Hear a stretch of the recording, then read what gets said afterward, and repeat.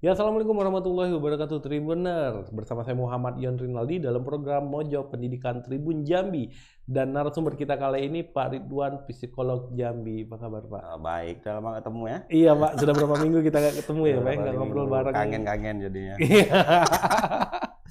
Dan Tribuner, seperti kita ketahui, akhir-akhir ini banyak sekali kasus pelecehan seksual. Nah, yang terbaru ini seorang ibu rumah tangga melecehkan anak-anak di bawah umur. Nah, jadi ini kita akan membahas ini. Itu salah satu contoh kasus. Kita akan membahas lebih lebar lagi apakah itu penyimpangan seksual, gejala dan dampaknya bagi masyarakat. Nah, kita langsung saja ke Pak Ridwan, Pak. Itu Ya. penyimpangan seksual. Nah, Ya. itu gimana sih, Pak? Baik, jadi kalau kita bicara kelainan seksual, itu biasanya ada yang disebut dengan disfungsi seksual. Disfungsi seksual ini adalah ketidakmampuan organ-organ seksual ya untuk bekerja dengan sempurna, katakanlah seperti kayaknya impotensi pada laki-laki atau rigid ya pada perempuan. Nah, itu bisa terjadi. Kemudian ada yang deviasi seksual, apa yang kita bicarakan sekarang sebagai sebuah penyimpangan yang itu memiliki ketertarikan pada objek-objek tertentu yang itu tidak biasa pada orang umumnya. Nah, itu yang disebut sebagai bagian dari parafilia. Jadi Parafilia. ya khusus gangguan ini bagian dari parafilia, penyimpangan seksual. Banyak sih jenisnya, macam-macam bentuknya. Ada yang katakanlah voyeurism atau voyeurisme, itu hasrat seksual muncul ketika dalam kondisi mengintip. Oh ya. Mengintip orang lagi pacaran, lagi berhubungan seks. Nah, itu hasrat seksualnya malah muncul. Nah, itu kan ada penyimpangan di sana. Kemudian ada juga ketertarikan dengan hewan atau kita sebut dengan bestialisme. Jadi kalau kata-kata besti ini kalau kita nggak paham nanti itu kan benar ketertarikan sama hewan ya. Iya juga ya. Bestialitasme ya. Jadi itu menunjukkan pada orangnya. Jadi ketertarikan pada hewan. Kemudian ada juga ketertarikan pada mayat. Wah, itu ada juga tuh kasus-kasus kalau kita sering nonton atau ada melihat berita-berita ya, ada pola-pola perilaku seksual yang menyimpang. Salah satunya dia melakukan hubungan seksual dengan mayat. Nah ya, kalau kita kan takut dengan mayat. Ya, kan? benar. Nah, ini malah mereka mencari mayat-mayat perempuan untuk mereka melakukan sebuah hubungan apa yang disebut dengan nekrofilisme ya. Kemudian ada juga ketertarikannya pada benda-benda yang itu bagian sensitif pada perempuan. Misalnya katakanlah celana dalam, atau katakanlah pakaian dalam ya, pakaian dalam perempuan. Itu disebut dengan fetishisme ya. Jadi artinya ketertarikan itu yang begitu kuat, bahkan seringkali ini kasusnya ditemukan pada seorang remaja tuh. Maka hati-hati kalau kehilangan perempuan itu kehilangan celana dalamnya atau kehilangan beranya. Nah, itu bisa jadi itu ada seseorang yang ingin membiaskan segala sesuatu secara seksual. Kalau celana dalamnya nggak ada lah, udah hilang lah itu. Paling ada di PJ nanti ya. Nah, itu ya. Kemudian ada juga yang disebut dengan ketertarikan kepada anak.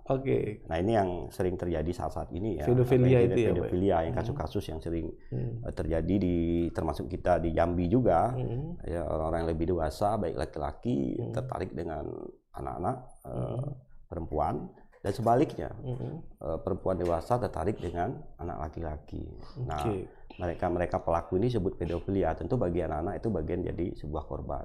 Kemudian ada juga yang disebut dengan exhibitionisme. Jadi dia suka menampilkan alat kelaminnya.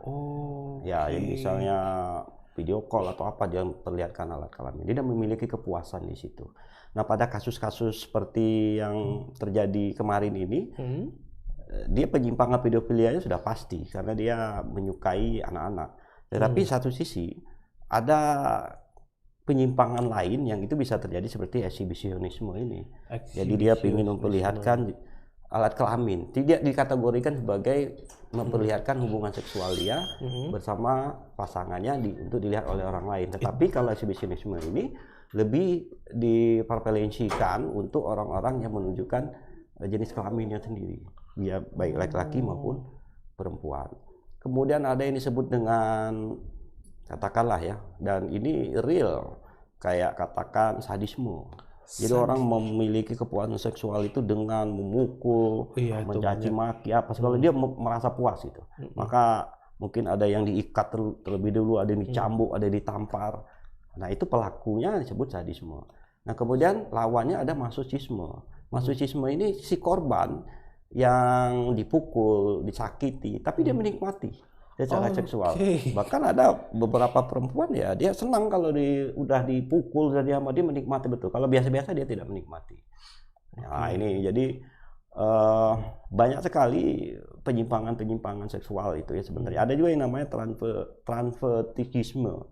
Jadi itu kepuasan seksualnya ketika dia memakai pakaian. Kalau tadi erotisme itu dia mengambil ya, kemudian dia nikmati pakaian perempuan. Kali ini dia pakai dan dia menemukan kepuasan di situ. Celana perempuan, bra perempuan mungkin dipakai ya sama dia. Nah itu bagian-bagian yang memang bagian dari penyimpangan. Ya ada sekitar 8 sampai 10 penyimpangan-penyimpangan yang terjadi pada orang-orang ya, orang-orang katakanlah yang tadinya kelihatan normal, tetapi kemudian orientasi seksualnya menjadi tidak normal ketika dia menghadapi berbagai macam banyak masalah. Oke. Jadi memang salah satu penyebabnya itu karena adanya masalah, faktor eksternal jadinya ya. Masalah eksternal maupun juga melibatkan dalam diri dia sendiri. Maka orang-orang seperti ini yang kita lihat tadi kemungkinan gejala yang berbeda pada beberapa kasus, mereka memiliki katakanlah kepribadian yang mungkin selalu awkward ya, katakanlah kayak narcissistic. Narcissistic itu kan yang merasa ingin menang diri, ingin menonjolkan diri. Nah itu bisa saja ini contoh-contoh orang yang kayak exhibitionisme tadi kan, ingin memperlihatkan alat kelaminnya. Ya kemudian bisa juga karena dia juga adalah korban. Maka kalau kasus-kasus pedofilia itu sering terjadi karena mereka dulunya korban, dilecehkan, kemudian melakukan hal yang sama kembali kepada anak-anak gitu ya.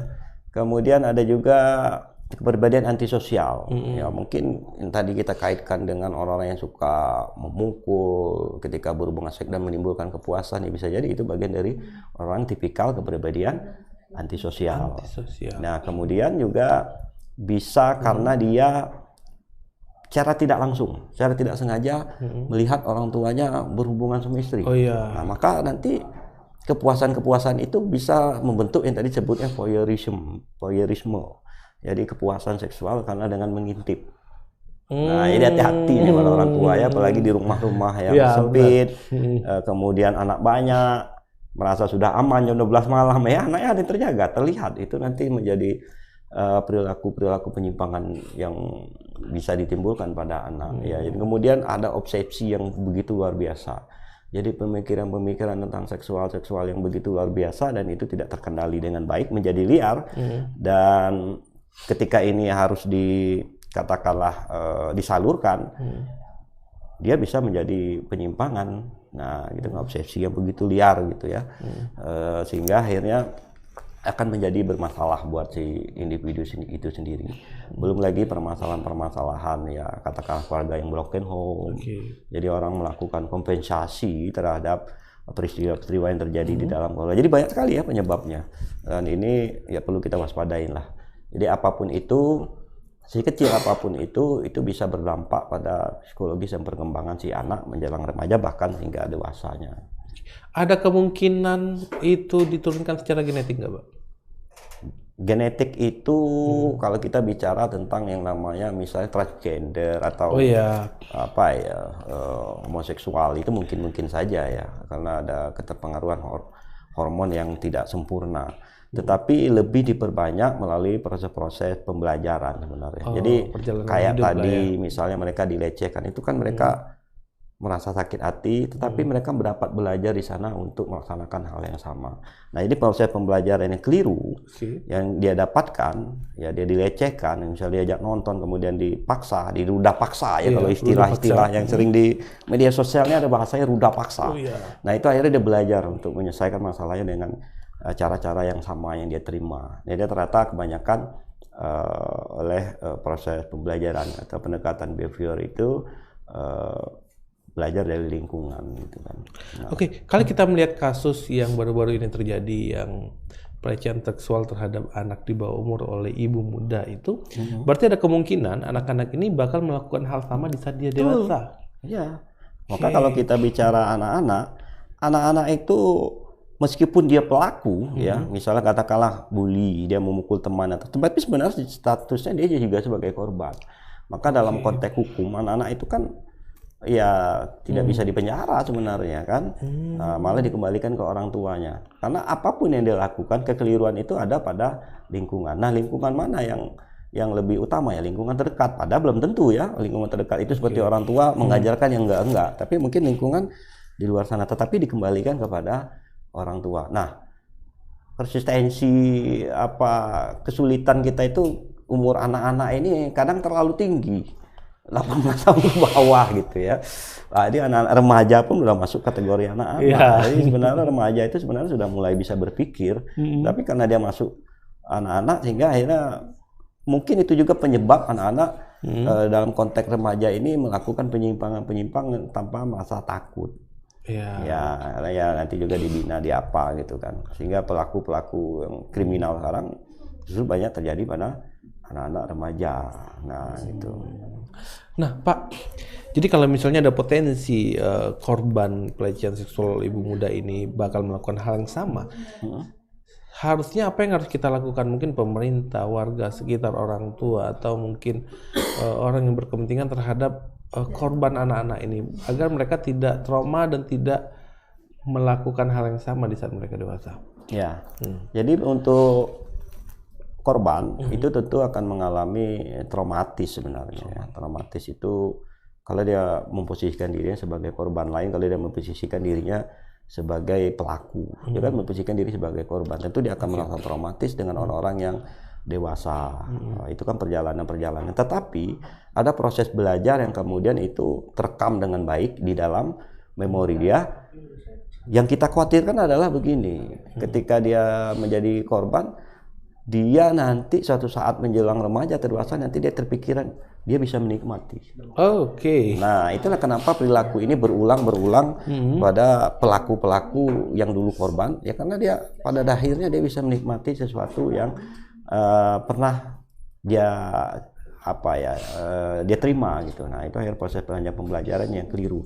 Maka anak-anak seperti ini sebaiknya dia sebagai korban ya diberikan konseling juga, termasuk juga kepada pelaku. Pelaku kalau nggak diberikan konseling, ya khawatirnya nanti dia akan menjadi perilaku yang berulang. Ya, tidak cukup hanya dengan sekedar memberikan punishment, hukuman, kamu masuk penjara, tetapi juga harus diberikan konseling juga. Ya, untuk pelaku-pelaku ini agar dia tidak sampai mengulangi perbuatan dan menyadari apa yang dia lakukan itu adalah sebuah kekeliruan. Ya, kadang-kadang kan orang merasa dia hilaf, tetapi hanya sebatas itu. Tetapi bagaimana dia berpikir bahwa ini dosa, bagaimana dia berpikir bahwa ini akan katakanlah membuat orang lain terluka, membuat orang lain menjadi bermasalah secara psikologis. Nah, itu juga harus dipikir dan itu bagian dari treatment juga. Artinya ada treatment kognitif yang diberikan, apa yang dia lakukan ini coba dia pikirkan apakah itu benar atau tidak. Nah, itu kan. Saya tadi kepikiran, Pak, kalau misalnya si korban ini nanti dewasa akan bisa melakukan hal yang sama seperti yang terjadi sama dia waktu kecil. Ada kemungkinan juga nggak si korban ini akan menjadi pria penyuka wanita dewasa? Istilahnya apa? Mother complex gitu. Ya, istilahnya kan.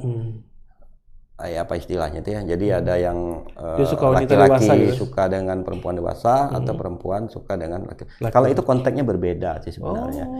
Kalau konteks laki-laki yang menyukai perempuan dewasa, karena dia linear hubungan itu dengan ibu.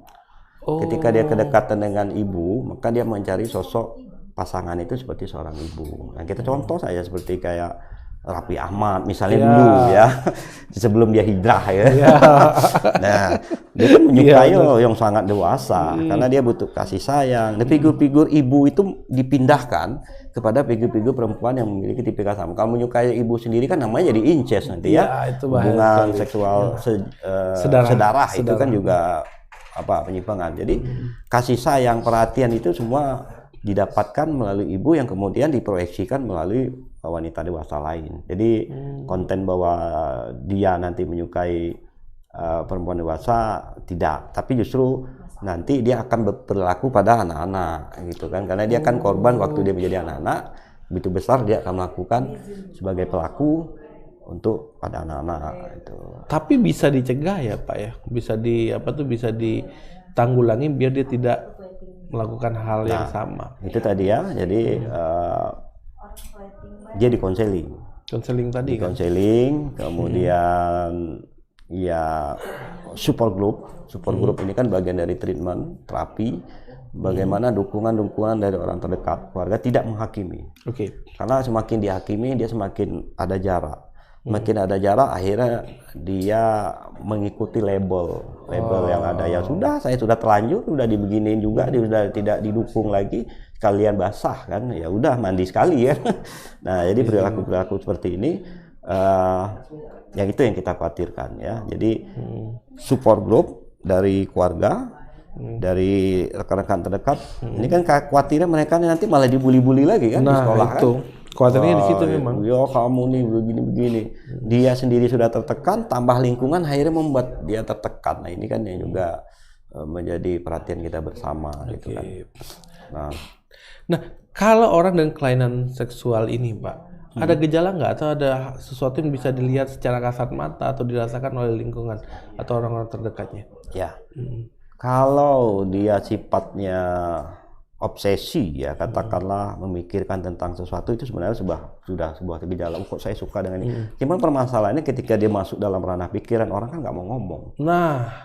Maka kalau komunikasi baik dengan orang tua, anak akan ngomong, kok saya tertarik dengan cara dalam yang perempuan gitu. Kok saya suka ngintip segala macam.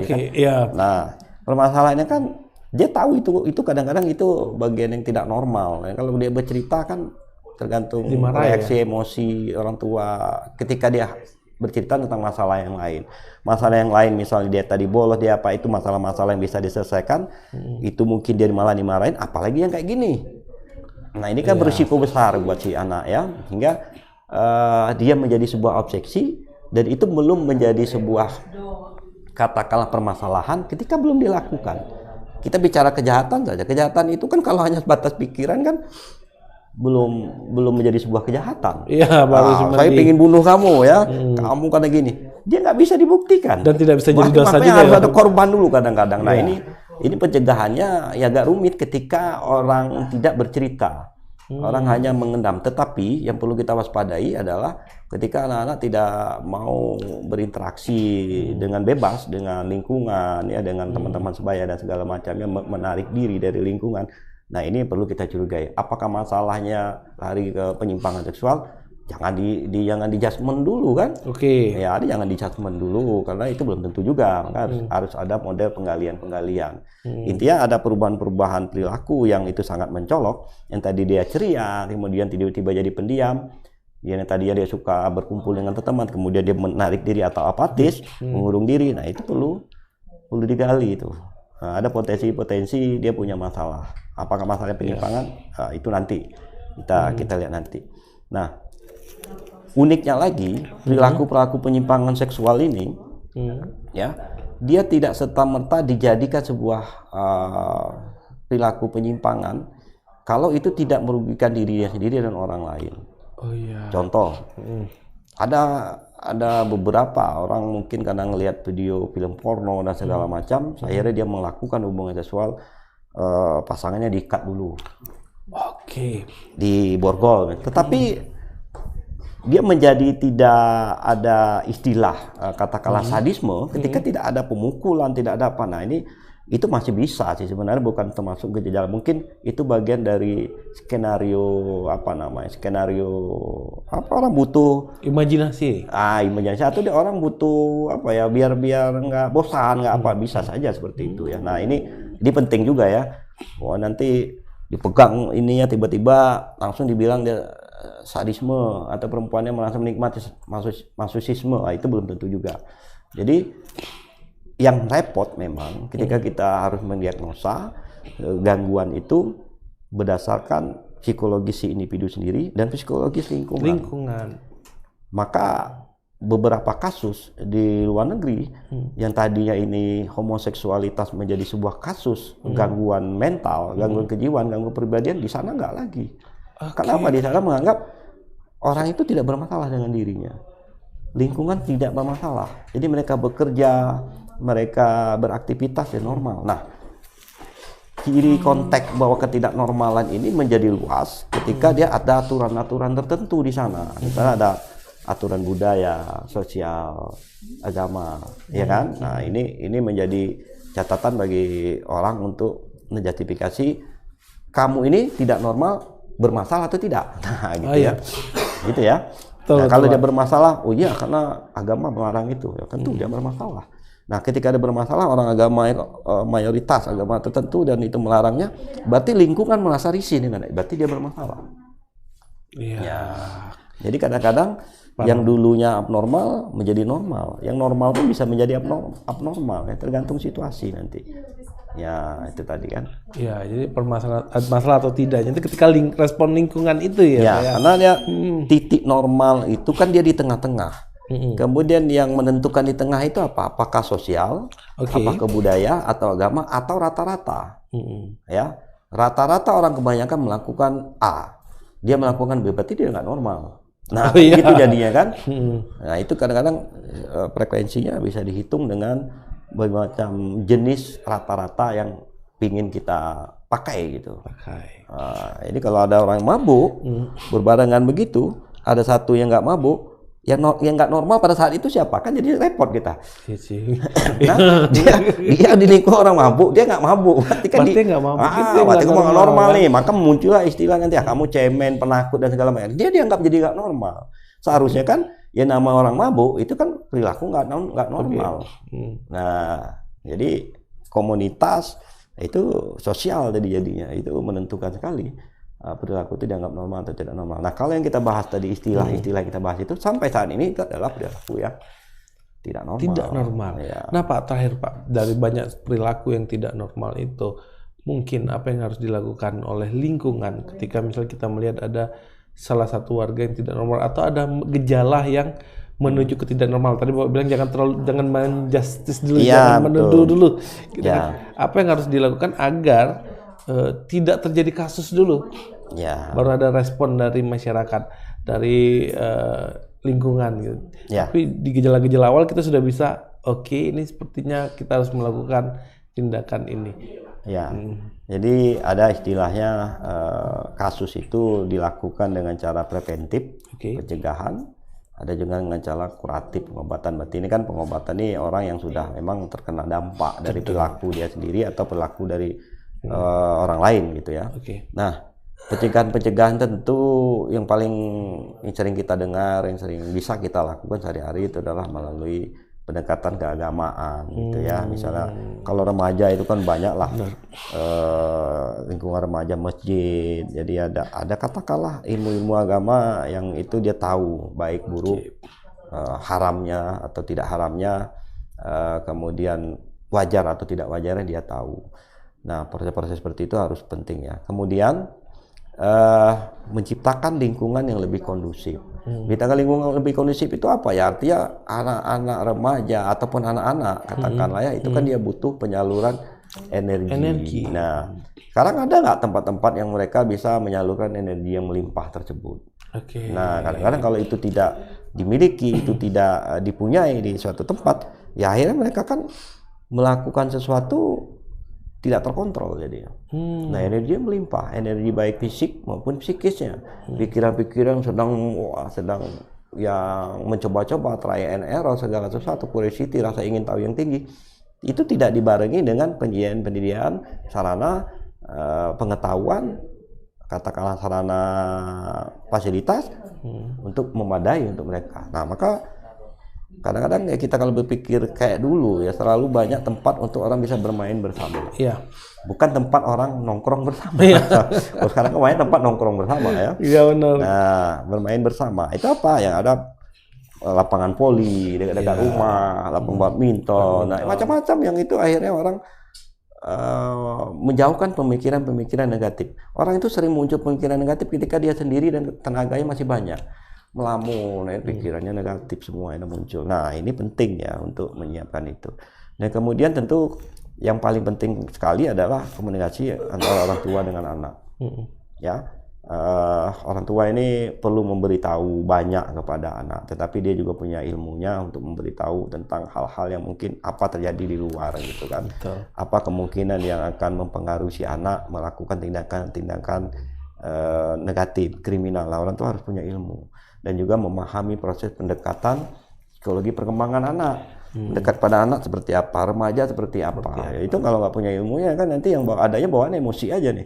Begitu mau ngasih tahu anak sudah ibu tahu apa, itu mulai emosi kan. Iya, betul. Nah, maka itu menjadi sesuatu yang bukan menyelesaikan masalah, jadi timbul masalah baru. Orang kesal sama anak kesal, remaja kesal sama orang tuanya, dia nggak betah di rumah.